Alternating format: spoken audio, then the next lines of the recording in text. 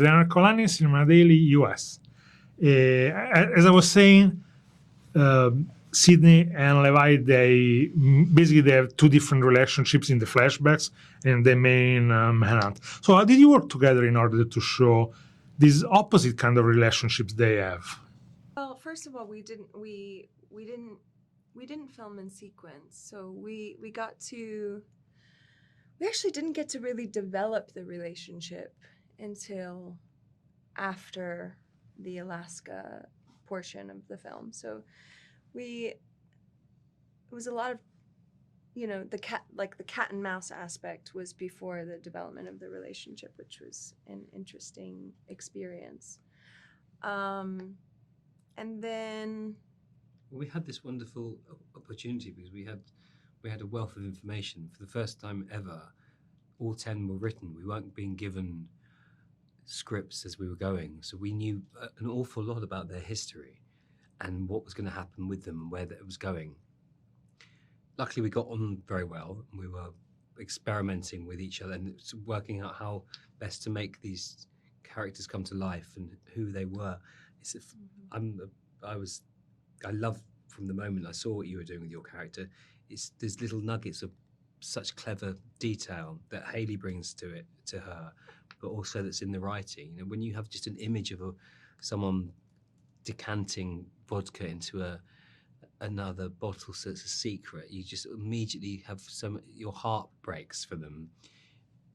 You're slowly given information about what their relationship is or what it was.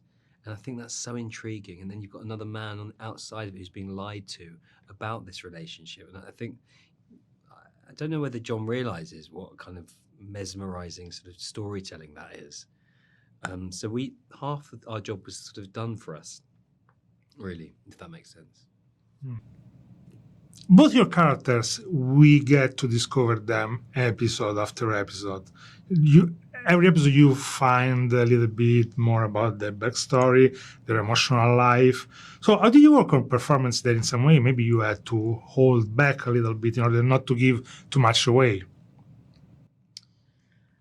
I don't think I ever felt like I needed to hold back from anything. I just think that, our job is to play the truth of the circumstances as they're presented to us from scene to scene, whether that be, we're obviously withholding a lot of information from Frank and from the world, and we have these secrets, but I think that's an interesting task for an actor to play a character that has secrets and that's withholding and that's not revealing all parts of themselves. It's more mysterious. Yeah. I found that quite confusing because I didn't know what level I was allowed to. I didn't know. I had to keep checking in on where we were with regard to what the audience knew, and that sounds really. You kind of shouldn't do that, isn't it? You should just be focus on who you are, what you're playing, where you are, where you're going, who you are, and what your objective is. But actually, I kept having to go. John and I kept talking about this. Well, at the moment, the audience think you're this person. They don't know yet that you're that person. So be careful how much you give away and how aggressive you are or how neutral you are or how... And I did have to change what I was allowed to do.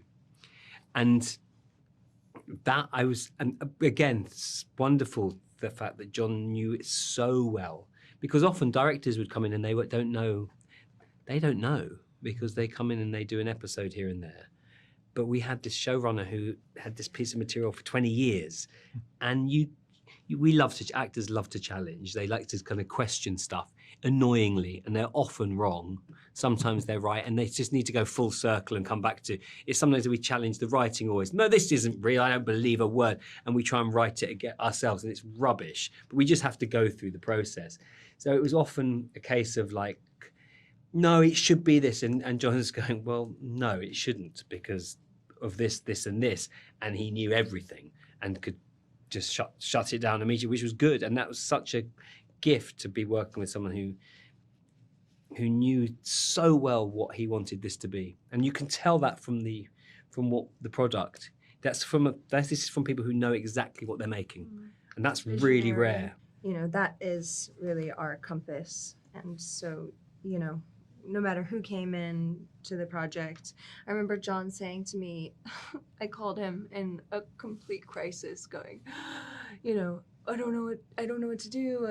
I feel like I feel so alone, and because I'm used to working on smaller, kind of more intimate, independent film, and I said, what do I do? What do I do? And he says, you kind of have to be your own director. And I was like, what do you mean? Like, my director is God, but with television, it's a completely different world.